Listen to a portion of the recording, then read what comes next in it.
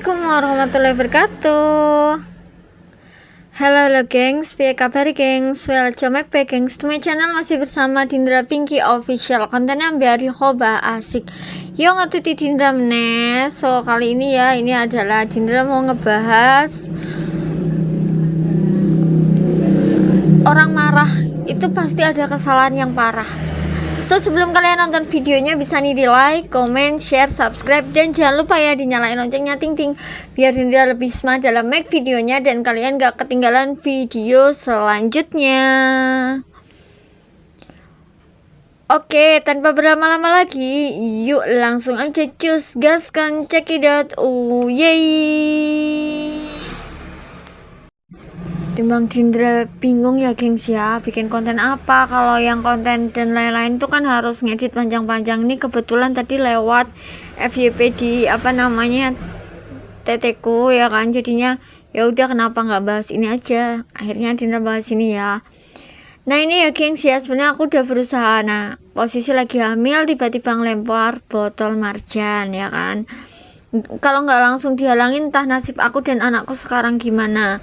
Ini sekarang di lantai 2 kayaknya dia lagi mukul-mukul tembok. Aku takut banget. Apa mesti aku gugat cerai aja? Menurut bunda-bunda make sense nggak ya gitu. Orang marah itu biasanya gengs ya, itu karena satu ya, ada kesalahan kita yang parah ya. Sebagai istri itu kan, seorang suami itu kan suka dilembutin kan ya, kayak kata-katanya juga nggak bantah kayak gitu. Nah mungkin dari istri itu bisa jadi kata-kata kita itu kurang tepat gitu, sehingga suami itu marah gitu ya. Emang sih aku dulu juga kayak merasa mengaku terlalu benar ya, selalu benar gitu, tanpa aku mengintrospeksi diriku, tanpa aku mengintrospeksi yang sebenarnya terjadi ya, karena juga gak terima lah ya, ego tinggi lah ya kayak gitu. Padahal orang marah itu pasti ada penyebabnya gengs, gak mungkin terus langsung nggak ada diem-diem lagi baik-baik akur-akur tenang-tenang adem-adem terus marah gebrak kayak gitu kan nggak mungkin ya gitu. Terus suami itu bisa jadi kecapean ya, kecapean. Yang kedua bisa jadi selingkuh ketahuan ya kan. Terus bisa jadi mungkin ada pekerjaan yang gak kelar gitu ya, atau kurang benar gitu ya di kerjaannya kayak gitu. Jadi kita sebagai istri ya harus bisa-bisa nenangin gitu ya gengs ya. Emang sih aku setuju kalau suami yang mengerti dalil tentang nabi-nabi nggak kayak gitu, iya aku paham. Tapi yang namanya emosi loh ya gengs ya, yang namanya kekhilafan kan kita nggak tahu kapan terjadi ya kan. Apalagi kalau sudah membabi buta gitu, kelihatannya tuh sebenarnya sepele ya, tapi jadi gede karena istrinya itu juga ngedumel dewe gitu loh ya kan. Aku paham sih, seorang istri kan terlalu ngomel banget ya, karena aku dulu juga suka ngomel banget ya, kayak suami bener pun aku omelin, aku salahin gitu gengs ya. Ini bukan apa-apa ya, bukan beraib atau dan lain-lain, bukan, cuman Dindra pengen ngebagiin pengalaman ya, yang biar yang KDRT gitu juga jadi mawas diri, hati-hati dalam menyikapi ya, bukan mengendalikan suami atau marah ulang ya, malah balik ke suami, bukan, tapi kita mawas diri, hati-hati gitu gengs. Pasti ada sebabnya, nggak mungkin langsung diam-diam harmonis langsung kayak gitu, nggak mungkin ya. Nah seorang istri kalau mengerti adab tentang suami itu pasti insya Allah suami juga pun akan ngerti. Mau segalak-galaknya, semarah-marahnya, sejelek-jeleknya suami itu pasti akan ngerti kok gengs gitu. Apalagi kalau kita selalu melibatkan pencipta kita yaitu Allah Subhanahu wa taala gitu ya gengs ya.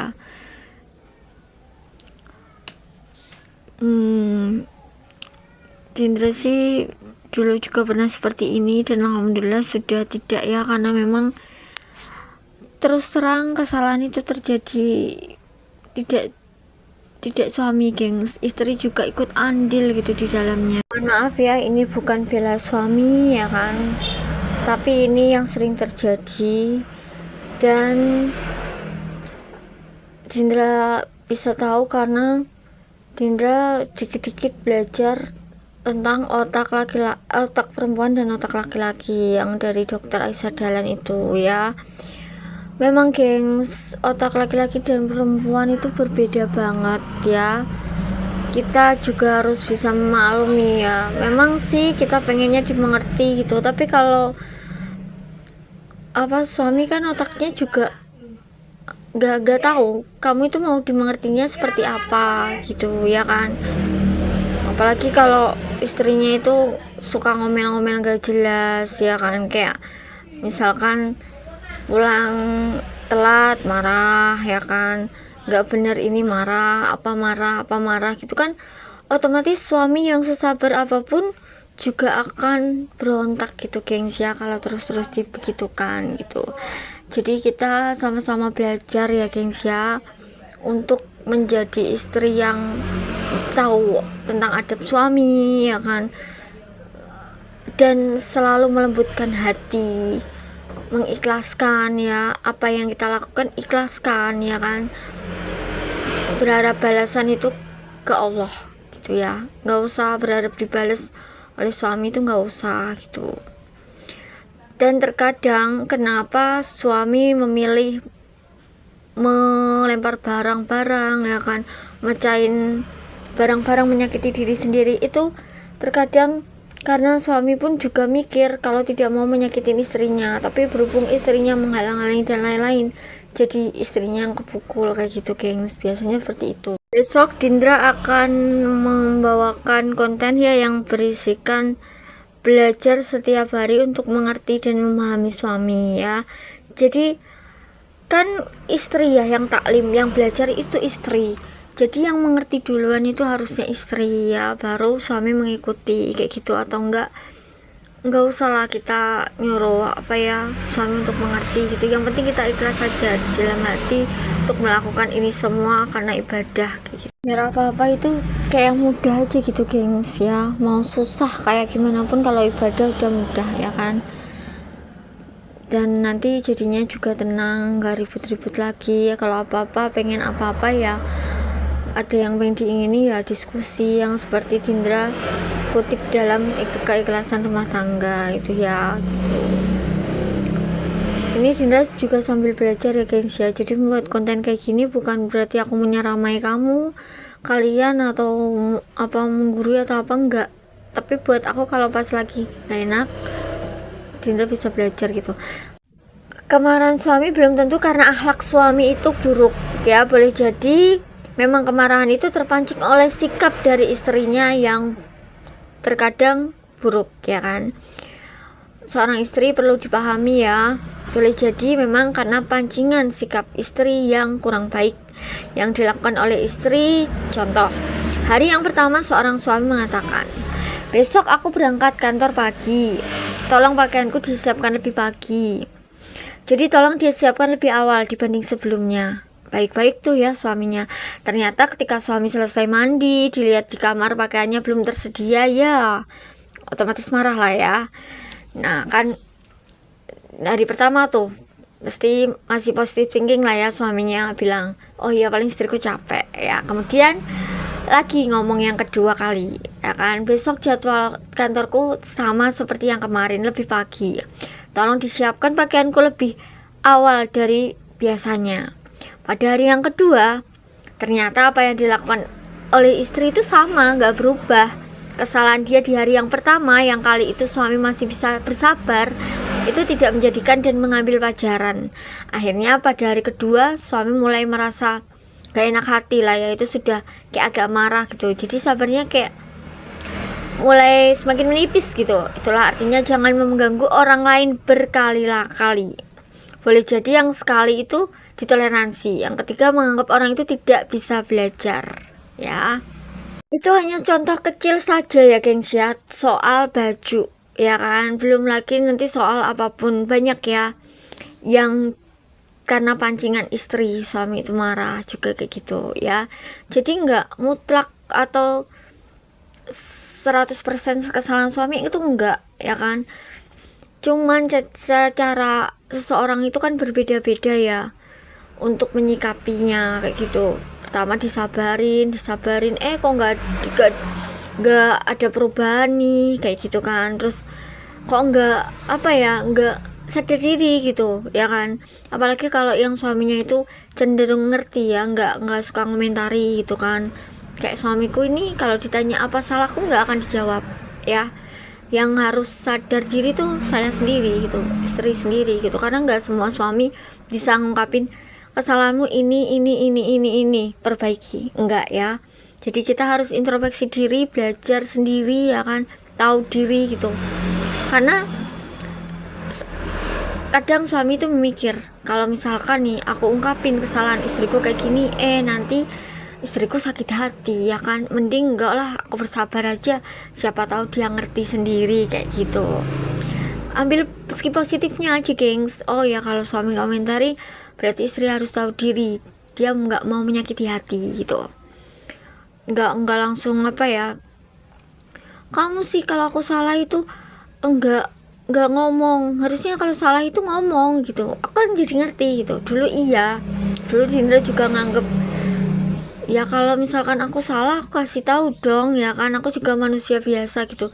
Tapi memang banyak sifat ya dari seseorang itu yang nggak semuanya harus dikasih tahu, harus dikasih ngerti, bisa dijelaskan dengan kata-kata gitu. Kita harus pinter kita harus pandai gitu loh dalam mengerti keadaan seseorang seperti apa gitu. Sekarang ya sudah tahu ya, sudah paham ya, bukan hanya suami aja, sama orang pun juga gitu. Berarti kalau ada orang yang marah sama kita, berarti kita melakukan salah yang parah gitu aja. Gak mungkin seseorang marah tanpa sebab atau ngedumel tanpa sebab, ngomel tanpa sebab, itu tidak mungkin. Jadinya kita introspeksi diri ya gengs ya. Oh ya itu ya udah diem aja gitu, nggak usah kayak malah bantah ya, kayak Dina dulu emang bantah ya kan.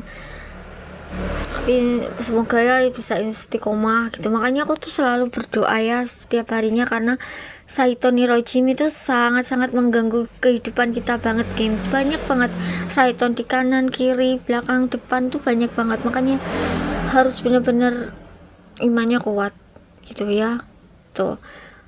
Dan ingat, kalau ada suami marah nggak usah dibalas marah ya. Kalau suami jadi api, kita jadi air. Kalau ya sebaliknya, tapi nggak mungkin kita mau nyuruh kalau kita jadi api suami jadi air, nggak semuanya bisa seperti itu ya. Hanya suami-suami yang mengerti dan emang kuat iman dan lain-lain yang nggak tahu ya, yang baik aja jadi buruk ya kan, apalagi yang buruk ya. Kalau diburukin terus ya bisa kayak gitu ya.